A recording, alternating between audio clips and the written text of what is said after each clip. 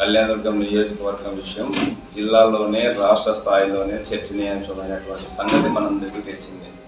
రోజు రోజుకు సరికొత్త మలుపులు తిరుగుతూ కళ్యాణదుర్గం నియోజకవర్గం రాజకీయం సాగుతోంది. దీంట్లో 42 సంవత్సరాలుగా మా కుటుంబం తెలుగుదేశం పార్టీకి ఆహర్నిశలు ఒక ఆశయంతో ప్రజాసేవ చేస్తూ పనిచేసింది. 30 సంవత్సరాలు నేను తెలుగుదేశం పార్టీ విధానాలు, ఆ రోజు అన్న ఎన్టీ రామారావు గారు పెట్టినటువంటి తెలుగుదేశం పార్టీ సిద్ధాంతాలు నచ్చి నేను తెలుగుదేశం పార్టీలో పనిచేశాను. ఈరోజు ఉన్నటువంటి తెలుగుదేశం పార్టీ అన్న పెట్టినటువంటి తెలుగుదేశం పార్టీలా లేదు. ఈరోజు కేవలం టికెట్లు అమ్ముకొని పార్టీకి కష్టపడి కష్టకాలంలో పనిచేసినటువంటి వాళ్ళని నట్టేట ముంచి మోసం చేస్తున్నటువంటి నాయకుడు, మోసం చేస్తున్నటువంటి పార్టీ ఈరోజు ఆంధ్రప్రదేశ్ రాష్ట్రంలో తెలుగుదేశం పార్టీ అనేది స్పష్టంగా కళ్యాణదుర్గం టికెట్ విషయంలో కానీ, అనంతపురం టికెట్ విషయంలో కానీ, గుంటకల్ టికెట్ విషయంలో కానీ స్పష్టంగా అర్థమైంది. అదంతా ప్రజలకు తెలిసిన అంశమే.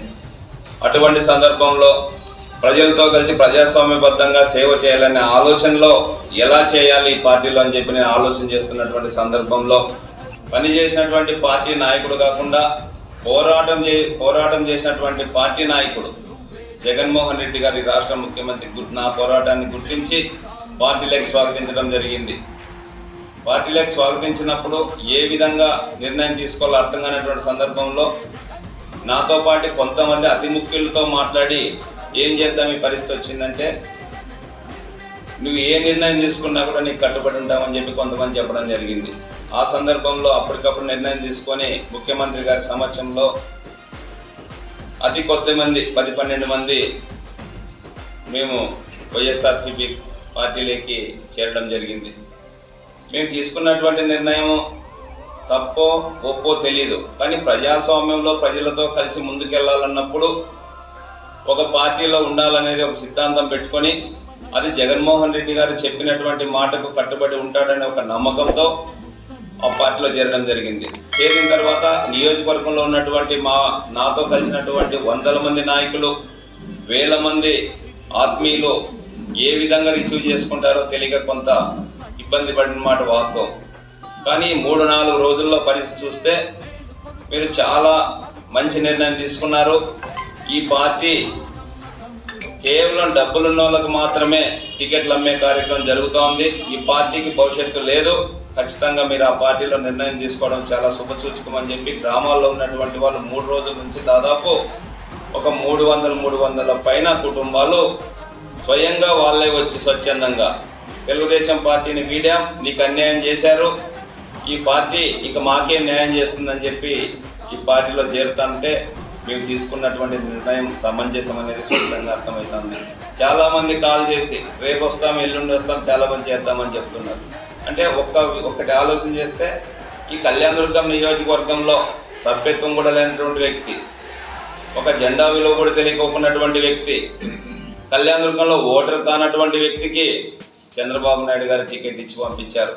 ఈ నియోజకవర్గంలో 40 సంవత్సరాలుగా జెండా మోసినటువంటి వ్యక్తులు, 10 సంవత్సరాలుగా ప్రజా సమస్యలపైన పోరాటం చేసినటువంటి మేము అందరినీ కాదని టికెట్ ఇచ్చినప్పుడు కళ్యాణదుర్గం నియోజకవర్గంలో రాజకీయ చైతన్యం ఉన్నటువంటి ప్రతి ఒక్కరూ ఆలోచన చేసి ఈ నియోజకవర్గంలో ప్రజాస్వామ్యాన్ని బతికించాలని చెప్పి కళ్యాణదుర్గం నియోజకవర్గంలో నిర్ణయం తీసుకున్నారు. ఆ నిర్ణయంలో భాగంగానే ఈరోజు జగన్మోహన్ రెడ్డి గారు పెట్టినటువంటి తలారి రంగయ్య గారిని అత్యధిక మెజార్టీతో గెలిపించాలని నిర్ణయం తీసుకున్నారు.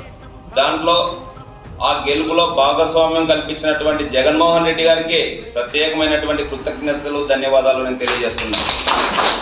ఒక ప్రజాస్వామ్యంలో పనిచేసే అవకాశం ఇచ్చి ప్రోత్సహించి ఈరోజు రంగయ్య గారి గెలుపులో భాగస్వామ్యమే కళ్యాణదుర్గం నియోజకవర్గం ఆత్మగౌరవాన్ని, కళ్యాణదుర్గం నియోజకవర్గంలో వనరులన్నింటినీ దోపిడీ కాకుండా ఆపడానికి మన రాజకీయ భవిష్యత్తు కోసం కళ్యాణదుర్గం నియోజకవర్గంలో ప్రతి కుటుంబానికి సంక్షేమాన్ని వాళ్ళ దరి చేసి నియోజకవర్గాన్ని అభివృద్ధి చేసి ముందుకు తీసుకెళ్లే బాధ్యతను, ఆ అవకాశాన్ని పాలు పంచుకునే అవకాశం ఇచ్చినటువంటి మన ముఖ్యమంత్రి జగన్మోహన్ రెడ్డి గారికి మరొక్కసారి ప్రత్యేకమైనటువంటి ధన్యవాదాలు తెలియజేస్తున్నా. ఖచ్చితంగా రాబోయే 40 రోజుల్లో కళ్యాణదుర్గం నియోజకవర్గంలో పత్రికా విలేకరులు కానీ, మహిళలు కానీ, చదువుకున్నటువంటి యువత కానీ, పార్టీలకు అతీతంగా ఉన్నటువంటి వ్యాపారస్తులు కానీ ప్రతి ఒక్కరూ చైతన్యవంతమై కళ్యాణదుర్గం నియోజకవర్గంలో సుదీర్ఘకాలం పనిచేసినటువంటి మేమంతా ఎవరు ప్రజలకు అండగా ఉన్నారు, ఎవరు ఈరోజు కళ్యాణ దుర్గాన్ని దోచుకొని పోవడానికి వచ్చారనేది ఆలోచన చేయాల్సిన అవసరం ఉంది అని చెప్పి సందర్భంగా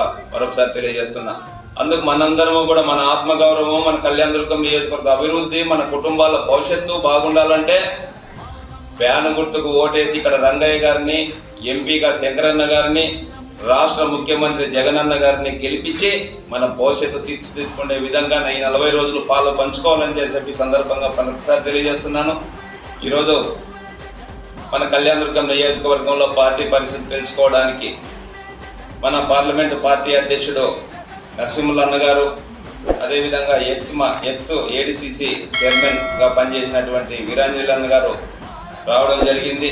వాళ్ళందరికీ అన్ని విషయాలు కూలంకషంగా మేము డిస్కస్ చేసుకొని ఇంకా స్పీడ్గా ముందుకు ఏ విధంగా వెళ్ళాలి, ఎంత పెద్ద మెజారిటీతో గెలిపించాలనే దానిపైన మేము ప్రణాళికలు వేసుకుంటున్నాం. ఖచ్చితంగా 7 నియోజకవర్గాల్లో ఎక్కువ మెజారిటీని తీసుకొని వచ్చి ఎంపీ అభ్యర్థిని గెలిపించే విధంగా ఎమ్మెల్యే అభ్యర్థిని ఎలాగో గెలిపిస్తున్నాం, ఎంపీ అభ్యర్థి గెలుపులో కూడా కళ్యాణ దుర్గం భాగస్వామ్యం ఉండే విధంగా మేము రూపకల్పన చేసుకుంటున్నాం. ఒకవైపు డబ్బు సంచులకు